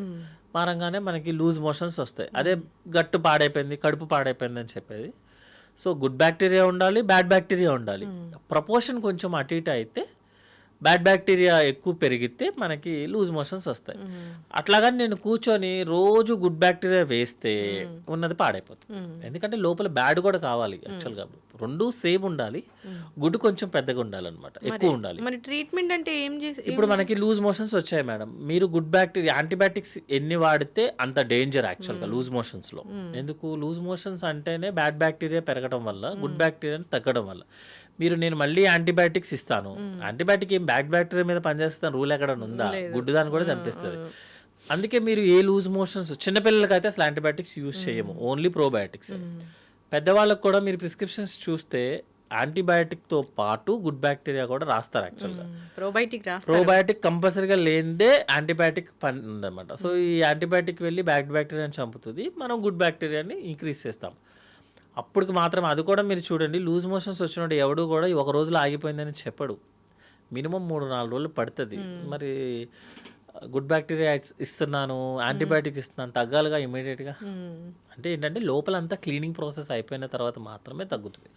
సో జనరల్గా ఇప్పుడు అందరూ అడిగే క్వశ్చన్ ఏంటంటే, నాకు గట్ హెల్త్ ఇంప్రూవ్ చేసుకోవాలి సార్, నెలకోసారి గుడ్ బ్యాక్టీరియా వేసేయమంటారా అంటాడు. ఏదో షాప్లో దొరికినట్టు దొరుకుతున్నాయిగా ప్రోబయోటిక్స్. మనకి బ్యాక్టీరియా కానీ వైరస్ కానీ ఎవ్రీ 6 monthsకి ఒకసారి చేంజ్ అవుతూ ఉంటుంది మేడం. స్ట్రెయిన్ 1, 2, 3 స్ట్రెయిన్స్ చేంజ్ అవుతాయి. మీకు good bacteria bad bacteria problem ఎప్పుడు వస్తుంది అంటే, మీకు మోషన్ సరిగ్గా అవ్వకపోతే. When your motion is normal, your gut is good. మీరు కనుక బ్యాడ్ గట్ ఉందనుకోండి, మీ మోషన్ నార్మల్ అయ్యే ఛాన్సే లేదు. డయాబెటిక్స్లో అసలు గట్ హెల్త్ ఉండదా? డయాబెటిక్లో ఏంటంటే మూమెంట్ ప్రాబ్లం వస్తుంది మరి. డయాబెటిక్ పేషెంట్స్ అందరికీ కూడా నర్వ్స్కి బ్లడ్ సర్క్యులేషన్స్కి డయాబెటీస్ వస్తుంది. వాటికి కూడా మూమెంట్ తగ్గుతుంది. సో బవల్ మూమెంట్ తగ్గిపోతుంది, వాడికి మూమెంట్ ప్రాబ్లం, అంతేగాని మోషన్ ప్రాబ్లం కాదు అది. సో మూమెంట్ ప్రాబ్లం వచ్చినప్పుడు అతని కాలు నడవడం కూడా తగ్గుతుంది కదా, సెన్సేషన్ తగ్గుతుంది. అందుకని అతన్ని మనం ఫైబర్ పౌడర్స్ కానీ లాక్సేటివ్స్ అంటే మోషన్ సిరప్ కానీ యూజ్ చేసుకోమంటాం. గుడ్ బ్యాక్టీరియా ఎక్కువ రోజులు వాడితే కాన్స్టిపేషన్ వస్తుంది పేషెంట్కి. అందుకే మన ప్రోబయాటిక్స్ కనుక 1 week కన్నా ఎక్కువ వాడితే you will get constipation. Natural probiotic అంటే చద్దన్నం నిజంగా అంత మిరాకిల్ చేస్తుందా? న్యాచురల్ ప్రోబయాటిక్ అంటే చద్దన్నం కన్నా పెరుగు మజ్జిగ మేడం. అందులో చద్దన్నమా అది మీ ప్రోడక్ట్ మీ ఇష్టం. దాంట్లో రైస్ ఏమి రాత్రి రైస్ని పొద్దున్నే కూర్చోబెట్టుకొని అంటే వన్స్ అపాన్ ఎ టైమ్ మనము సారీ టు సే ఒక లడ్డు ఉంది, ఫేమస్ లడ్డు, ఇంతకుముందు 10 days ఉండేది మేడం బయట పెడితే. ఇప్పుడు ఉంటుందా? ఉండదు కదా. సో చద్దన్నం అంటే ఇప్పుడున్న సిచ్యువేషన్లో అన్నం ఇంపార్టెంట్ కాదు యాక్చువల్గా, పెరుగు మజ్జిగ ఇంపార్టెంట్. నా వైపు నుంచి అయితే పెరుగు మజ్జిగ. ఎందుకంటే అన్నం మనం పెట్టిన వెంటనే నెక్స్ట్ రోజు మార్నింగ్కే పాడవుతుంది మేడం. సార్ అది అనేది అంత సేఫ్ అని నేను అనుకోవట్లేదు. బట్ ఏంటంటే it's personal experience madam actually. అంటే అతను హ్యాపీగా ఉన్నాడు అనుకోండి, మేబీ అతని బాడీకి సెట్ అయిందేమో, మన బాడీకి సెట్ అవ్వకపోతే కష్టం అవుతుంది కదా. కానీ పెరుగు మజ్జిగ అనేది safe, that is all time proven. ఈరోజు ప్రూవెన్ అయింది కాదు యాక్చువల్గా. పెరుగు మజ్జిగ అనేది గట్ హెల్త్ కానీ ఇంపార్టెంట్, అందులోనే బ్యాక్టీరియా ఉంటుందని అందరికీ తెలిసింది, దట్స్ ప్రూవెన్. బట్ పెరుగు మజ్జిగ తినడం అనేది పాష్ కాదు. ప్రోబయాటిక్ టాబ్లెట్స్ వేసుకోవడం అనేది dieting. I'm doing dieting and intermittent fasting. పెరుగా దీంట్లో ఇంత ప్రోటీన్ ఉంటుంది అసలు. పెరుగులో ప్రోటీన్ ఉంటుంది, పెరుగులో ప్రోటీన్ ఉంటుంది, అది తినము. కానీ నాన్ వెజ్ అంటే ఒక పీస్ 1 chicken piece లైక్ 110 ఎంత బాగుంటుందో. అవును మేడం, అంత బాగుంటుంది. కానీ బట్ న్యాచురల్ ప్రొడక్ట్స్ ఎందుకు అంటే మన ఇంట్లో జరిగే ఫుడ్ మనం చాలా రోజులు తీసుకోవడానికి ఉంటుంది. మనం సపరేట్గా ఒకటి ప్రిపేర్ చేసేది మనం ఎప్పుడు చేయలేం. మీరు సపోజ్ ఒక గేటెడ్ కమ్యూనిటీలోనో అక్కడ ఉన్నాను అనుకుందాం, రోజు వాకింగ్ చేయడం అనేది మీకు చాలా ఈజీ. జిమ్కి వెళ్ళడం కూడా ఓకే మేనేజబుల్. బయటికి వెళ్ళటం అనేది ఒక ప్రోగ్రామ్, అది కంటిన్యూ చేయడం అనేది మీకు తెలుసు. జిమ్ 100 మంది కడితే 2 కూడా వెళ్ళరని నాకు తెలిసిన జిమ్ ఫ్రెండ్ చెప్పింది. బట్ రోజు చేయగలిగేది చేస్తే 1 monthకి 2 రోజులు కూడా వెళ్ళాం. రోజు చేయగలిగే పని చేస్తే, రోజు చేయగలిగే ఫుడ్ తింటే లైఫ్ లాంగ్ ప్రశాంతంగా ఉంటుంది. ఇంకా ప్రాబ్లమ్స్ వస్తుంది మేడం. ఇప్పుడు స్మోక్ చేసే అతను, ఆల్కహాల్ చేసే అతనికి క్యాన్సర్ రాదు, ఏమి చేయనోడికి వస్తుంది.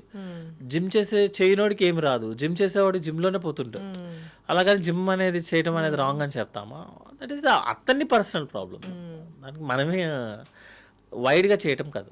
బట్ ఏంటంటే ఆ ప్రోడక్ట్ ఈ ప్రోడక్ట్ అనేది వాళ్ళ పర్సనల్ ప్రాబ్లం, పర్సనల్ ఎజెండాస్ లాగా అనమాట. నైట్ ఏం తినాలి డాక్టర్ గారు అసలు? నైట్ జనరల్గా మనం తినే ఫుడ్లో 1/4 ఫుడ్ తీసుకోమని చెప్తాం మేడం. అంటే మనం సపోజ్ 100 grams తీసుకుంటున్నాం అనుకుందాం. Morning 50 grams, afternoon 50 grams, night 50, మీ రిమైనింగ్ 25, 50 grams. అంటే 1/4 of our food night time. అది కూడా ఏంటంటే ఆయిలీ స్పైసీగా కాకుండా లైట్గా తీసుకోమని చెప్తాం. నా వైపు నుంచి మాత్రం అంటే నేనంటే లైక్ సర్జన్స్ పర్స్పెక్టివ్లో ఏంటి అంటే food is not important actually. అందులో యాడ్ చేసే స్పైసెస్ ఇంపార్టెంట్. నెక్స్ట్ ఏంటంటే ఫుడ్కి మీరు పడుకునే దానికి మినిమం 2 hours అన్న గ్యాప్ పెట్టుకోమని చెప్తాం. ఎందుకంటే డైజెషన్ ప్రాసెస్ అవ్వాలి కదా. సో గ్యాప్ పెట్టుకోమని చెప్తాము. ఒకవేళ ఎవరికైనా ఎసిడిటీ ఎక్కువ ఉంది అంటే చాలామంది మిల్క్ తాగుతారు నైట్ టైం. అలాంటి మిల్క్, డ్రై ఫ్రూట్స్ తినడాలు, స్వీట్స్ తినడాలు, అన్నం తినగానే మిల్క్ తాగితే మంచిది అంటారు కదా డాక్టర్? మిల్క్ ఇండియన్ సెటప్లో మేడం 20% to 25% ఐ థింక్. మీ ఏజ్ 25 years దాటిన తర్వాత మిల్క్ అరగదు. అవునా? ఎసిడిటీ ప్రాబ్లం ఉన్న వాళ్ళకి life style modification, sleep, stress ఇవి ఎంత ఇంపార్టెంట్, లేకుండా ఉండటం ఇంపార్టెంట్. ఒక్క ఫుడ్ ఐటమ్ వల్ల మాత్రమే ఎసిడిటీ వస్తుందని proven. That is milk, plain milk అనమాట. అంతే తప్పించి కాఫీ, టీ కాదు. మనం ఏదైనా మిల్క్ ఆపరా బాబు అంటే మిల్క్ సంబంధించిన ప్రతి ప్రోడక్ట్ ఆపేస్తాం యాక్చువల్గా. అది కాదు, మిల్క్ ఒకటే ప్రూవెన్. సో 25% పీపుల్కి మోర్ దాన్ 25 years దాటిన తర్వాత జనరల్గా మిల్క్ అరగదు. సో వాళ్ళని మనం మిల్క్ ఆపమనే చెప్తాం. సో జనరల్గా అందులో ఉన్న కాల్షియం కన్నా మనకి మామూలుగా నాన్ వెజ్లోనే ఎక్కువ కాల్షియం వస్తుంది. సో ఏదో నిద్ర కోసం కొంతమంది తాగుతారు యాక్చువల్గా. అవును, అది తాగకపోతే వాళ్ళకి ఇబ్బంది వస్తుంది. మీకు ఇబ్బంది అనిపిస్తే మాత్రం తాగండి, స్పెసిఫిక్గా మాత్రం నో. ఎస్. అయితే డాక్టర్ గారు ఇప్పుడు నైట్ పూట మీరు అన్నీ చెప్పారు, ఇవన్నీ ఏం తినకూడదులేని, పెరుగన్నం తినొచ్చా అంటే పెరుగు తినొద్దు అంటారుగా? నైట్ పెరుగు తింటే గురక వస్తుంది. నైట్ అంటే గురక అనేది యాక్చువల్గా ఎయిర్ లోపలికి వెళ్ళే సిస్టమ్ యొక్క ప్రాబ్లం మేడం. లేకపోతే ముక్కు నుంచి లోపల వరకు వెళ్ళే ప్రాబ్లం. అది ఒక ఫుడ్తో వచ్చేదానికి కాదు యాక్చువల్గా. సో నైట్ పెరుగు తినొద్దు అని అంటే సపోజ్ మీరు తిన్నప్పుడు మీకు ఇండైజెషన్ లాగా అనిపించింది అనుకోండి, దాన్ని అవాయిడ్ చేస్తాం తప్ప పెరుగుకి గురకకి సంబంధం లేదు. గురక అనేది మనం ఎయిర్ స్ట్రీమ్ లైన్లో వెళ్తే గురక రాదు. ఎయిర్ స్ట్రీమ్ లైన్లో వెళ్ళకుండా మధ్యలో ఏదైనా సైనస్ ప్రాబ్లమో, లేకపోతే టాన్సిల్స్ పెరిగాయో, ఎడినాయిడ్స్ పెరిగాయో, లేకపోతే బ్యాక్ సైడ్ ఉన్న వాల్ కనుక ఎక్కువ మూవ్మెంట్ వచ్చేస్తుంది అనుకోండి, లేకపోతే పేపర్ మూవ్ అయినట్టు మూవ్ అయిపోతే గురక వస్తుంది. గురకకి పెరుగుకి ఎట్లా అంటే మచ్చేస్తే జాండీస్ తగ్గినట్టు, మందేస్తే పాము కాటు తగ్గినట్టే ఉంటుంది. అంటే ఎవిడెన్స్ ఉండదు మేడం యాక్చువల్లీ. ఇవన్నీ ఏంటంటే పర్సనల్ ఎక్స్పీరియన్సెస్. ఇప్పుడు మీరు అన్నట్లుగా గట్ హెల్త్ బాగుందో లేదో చూసుకోవాలి. ఎప్పుడైనా గట్ హెల్త్ బాగుందో అనేది టెస్ట్లు ఏమి ఉండదు, మన మోషన్ బాగా వస్తే బాగున్నట్లే. ఎప్పుడైనా పొట్ట కోసం టెస్ట్ వెళ్ళాలా డాక్టర్ గారు? జనరల్గా సిమ్టమ్స్ వస్తేనే చేయమని చెప్తాము. మోర్ దాన్ 50 years ఏజ్ ఉన్న వాళ్ళకి రెగ్యులర్గా ఒక 1 yearకో 2 yearsకో ఒకసారి just normal abdominal scan. Next ఏంటంటే వాళ్ళకి ఏదైనా డయాబెటిక్ కానీ, హైపర్ టెన్షన్ కానీ, రిస్క్ ఫ్యాక్టర్స్, స్మోకింగ్, ఆల్కహాల్ ఉన్నాయి అనుకోండి, basic general health checkup like మనకి బ్లడ్ పర్సంటేజ్ ఎంత ఉందో, సిబిపి, కిడ్నీలు బాగున్నాయా లేదా, సీరం క్రియాటినిన్, లివర్ బాగా చేస్తుందా లేదా, LFT test, liver function test, ఒక స్కాన్. నెక్స్ట్ ఫీమేల్ అయితే ఒక ఎగ్జామినేషన్ విత్ ప్యాప్స్ మీరు. నెక్స్ట్ ఏంటంటే బ్రెస్ట్ ఎగ్జామినేషన్ సరిపోతుంది యాక్చువల్గా. దానికోసం మళ్ళీ స్కాన్లు చేయించి రేడియేషన్స్ చేసుకోవాల్సిన అవసరం లేదు. బేసిక్ చేయించుకుంటే చాలు. మనం బేసిక్ జనరల్ హెల్త్ చెకప్ అంటే కాల్షియం, మెగ్నీషియం దగ్గర మొదలుపెట్టి చేస్తారు మన దగ్గర. అట్లా కాదు, basic health checkup 50 years age దాటిన తర్వాత చేసుకోవచ్చు. ముందు వేస్ట్ మేడం. ముందు పెద్ద వాడికి కంప్లైంట్ ఉంటే తప్ప ముందు అంటే రికమెండెడ్ కాదు యాక్చువల్గా.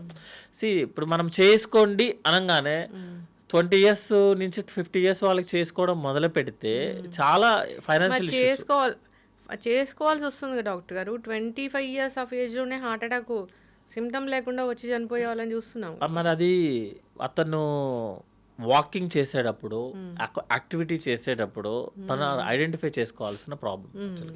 అలాంటి వాళ్ళు 1,00,000 మందిలో ఒకళ్ళు, 10 లక్షల మందిలో ఒకళ్ళు ఉంటారు. అలా ఆ ఒక్క పర్సన్ కోసం మనం 1,00,000 మందికి 2D ఎక్కువ కొట్టామనుకోండి మేడం, అవును correct. It's crores of rupees కదా. మనకున్న దాంట్లో సోషియో ఎకనామికల్ కండిషన్లో కష్టము. మీరు చెక్ చేయించుకుంటారు, లోపల ఏదో ఒకటి, ప్రపంచంలో ఎవరు నార్మల్ ఉండదు, ఎవరి హార్ట్ నార్మల్ ఉండదు. నేను హార్ట్ చెక్ చేయించుకున్నా కూడా వాళ్ళలో కొంచెం వీక్నెస్ ఉందని వస్తుంది, అది పట్టుకొని నేను ప్రపంచం అంతా తిరిగి వస్తాను. అట్లా కాకుండా ఏంటంటే మీరు వెన్ కంపేర్ టు లాస్ట్ ఇయర్తో పోలిస్తే మీ యాక్టివిటీ తగ్గిందా ఈ ఇయర్? మీరు వాకింగ్ 1 కిలోమీటర్ చేయాల్సిన వాళ్ళు 1/2 కిలోమీటరే చేస్తున్నారా? ఆకలి తగ్గిందా? Complaint is important. ఒకవేళ ఏదన్నా మీకు డౌట్ అనిపించింది అనుకోండి, 6th సెన్స్ అంటారా 7th సెన్స్ అంటారా, అది డిఫరెంట్ స్టోరీ. అనిపించింది అనుకోండి, ఇమీడియట్గా టెస్ట్ చేయించుకోండి. బట్ మోనోపోలీగా ఎవ్రీ 20 years దాటిన వాళ్ళందరూ టెస్టులు చేయించుకోండి అంటే financially is not good, actually for health also not good. చక్కటి ఇన్ఫర్మేషన్ డాక్టర్ గారు, చాలా చక్కగా చెప్పారు. ఇబ్బంది అనిపిస్తుంది అంటే మనకు తెలుస్తుంది, ఏదైనా ప్రాబ్లం ఉంది లోపల అంటే మనకు ప్రీ సిమ్టమ్స్ అనేవి ఎంతో కొంత తెలుస్తాయి. సర్జరీ అయిపోయిన ఎంత మేజర్ సర్జరీ అయినా చేసిన పేషెంట్ని, ఎనీ సర్జరీ మీరు క్వశ్చన్ అడగండి, ఫస్ట్ పేషెంట్ అడిగే క్వశ్చన్ ఏంటి అని, ఎలా ఉంది అని అడుగుతారు. అవును సార్ నాకు బాగుంది అంటే అది అబౌట్ టు డిశ్చార్జ్, ఇంకా పెద్ద ప్రాబ్లం లేదు. సార్ నిన్నటితో పోలిస్తే ఈరోజు నాకు ఎక్కడో ఇబ్బంది ఉంది అన్నాడు అనుకోండి, అంతే లోపల ఏదో సినిమా అవుతుంది. సో ఎనీ డాక్టర్ ఒక్కటే క్వశ్చన్ అడుగుతారు, నీకు ఎలా ఉంది అని అడుగుతారు. నెక్స్ట్ క్వశ్చన్, నిన్నటితో పోలిస్తే నీకు మంచిగా అనిపిస్తుందా, లేకపోతే నిన్న పెయిన్తో పోలిస్తే ఈ రోజు నీకు మంచిగా అనిపిస్తుంది. ఎందుకంటే మనం కంపారిజన్, ఎప్పుడు కంపారిజన్లే. ముందు రోజుతో పోలిస్తే మీరు ఈ రోజు ఎలా ఉన్నారు, అది సర్జరీ అయిన పేషెంట్. మామూలు పేషెంట్ కూడా అంతే, లాస్ట్ వీక్తో పోలిస్తే నువ్వు ఎలా ఉన్నావు, యువర్ నాట్ హ్యాపీ కదా. యువర్ నాట్ హ్యాపీ అంటే మెంటల్లీ కాదు, ఫిజికల్లీ యువర్ నాట్, ఏదో తేడా కొడుతుంది అనుకోండి, ఆ తేడా కొడుతుందన్న దాన్ని వేరే దాంట్లోకి పెట్టుకోకూడదు. నేను ఏదో తిన్నాను లేరా అందుకే అలా అయ్యింది, నేను 4-5 సార్లు ట్రావెల్ చేశాను లేరా, అట్లా వద్దు. ఏదన్నా డౌట్ అనిపించినప్పుడు కన్సర్న్ స్పెషలిస్ట్ దగ్గరికి వెళ్ళటం, ఒకసారి చూపించుకోవడం, ఏమీ లేదు. బేసిక్ టెస్ట్, ఊరికే ఎక్కువ టెస్టులు చేయించుకోవడం కూడా కరెక్ట్ కాదు. పానిక్ అటాక్స్ ఎక్కువైపోతుంది అనమాట. ఇప్పుడు మేము జనరల్గా లివర్ స్కాన్ చేశారనుకోండి, అల్ట్రాసౌండ్ సరిపోతుంది, సిటీ స్కాన్ చేపిస్తే లోపల ఏదో ఒకటి కనిపిస్తుంది. కనిపించింది కదా అని అది ఏమీ లేకపోయినా దాని చుట్టూ తిరిగే వాళ్ళు చాలా మంది ఉంటారు డాక్టర్. సో ముందు అదేదో అంటారు కదా, ముందు నీ మాట నువ్వు విను ఫస్ట్, నీ మైండ్ మాట నువ్వు విను ఫస్ట్, దాన్ని బట్టి early alert, than lakhs of investigations. చక్కగా చెప్పారు డాక్టర్ గారు, చాలా చక్కటి మాటలు, ధైర్యాన్ని ఇచ్చాయి అనుకోవాలి. అందరూ ఏం తినొద్దంటారు, తినమని చెప్పారు, ధైర్యంగా ఉండమని చెప్పారు. ప్రతిదానికి టెస్ట్ అవసరం లేదు, తెలుస్తుంది మనకి ఏది మనము నార్మల్గా తీసుకోవాలి, అబ్నార్మల్గా తీసుకోవాలనేది. నిన్నట్లాగా నేను ఈరోజు లేను అంటే డాక్టర్ దగ్గర ఖచ్చితంగా వెళ్ళాల్సిందే, అది మనకు అర్థమవుతుంటుంది. సో ఆయాసం వస్తుందంటే ఖచ్చితంగా డాక్టర్ దగ్గరికి వెళ్ళాల్సిందే. సో ఇవి మనం అవాయిడ్ చేయకూడదు థింగ్స్ అనేవి. సో ఖచ్చితంగా డాక్టర్ని సంప్రదించాలి, టెస్టులు చేయించుకోవాలి వాళ్ళు చెప్పినట్లు. మళ్ళీ ఇక్కడ కూడా ఉంటుంది, డాక్టర్ టెస్ట్ చేయించుకోమంటే అమ్మో నాకు డాక్టర్లు ఎందుకు ఇన్ని టెస్టులు రాస్తారు అనేది కూడా క్వశ్చన్ వస్తూ ఉంటుంది. అంటే మనకి కంప్లైంట్ ఎంత సివియర్గా ఉన్న దాన్ని బేస్ చేసుకొని రాస్తారు జనరల్గా. ఏదో ఒక 100 మందిలో ఒకటి కొంచెం అటు ఇటు ఉంటుంది, అలాగని మనం 99కి నెగ్లెక్ట్ చేసుకుంటే వెళ్ళలేము కదా. చాలా మంది పేషెంట్స్ ఇబ్బంది అవుతుంది.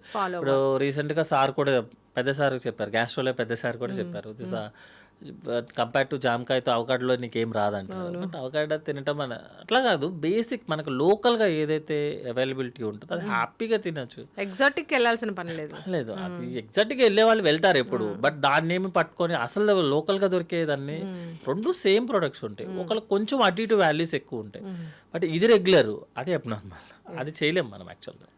చక్కటి ఇన్ఫర్మేషన్ డాక్టర్ గారు, ఫాలో అవ్వాలని కోరుకుందాం. గట్ హెల్త్, అందరి మైండ్లో ఈ గట్ హెల్త్ అనేది ఉంది, బాగుందా లేదా అనేది మీరు చెప్పారు 2-3 మాటలు, దాన్ని బట్టి వాళ్ళు ఫాలో అవ్వచ్చు. దానికోసం పెద్దగా టెస్టులు చేయించుకోవాల్సిన పని అయితే ఏం లేదు. బాగాలేదనిపించినప్పుడు డాక్టర్ దగ్గరికి వెళ్తే వాళ్ళే చెప్తారు ఎట్లా దాన్ని కరెక్ట్ చేసుకోవాలని. ఫాలో అవ్వాలని కోరుకుందాం డాక్టర్ గారు. 50 ఏళ్ళ తర్వాత టెస్టులు అవసరమైతే అందరూ ఖచ్చితంగా చేయించుకోవాల్సిందే. ఎస్, చక్కటి ఇన్ఫర్మేషన్ అండి, ధన్యవాదాలు.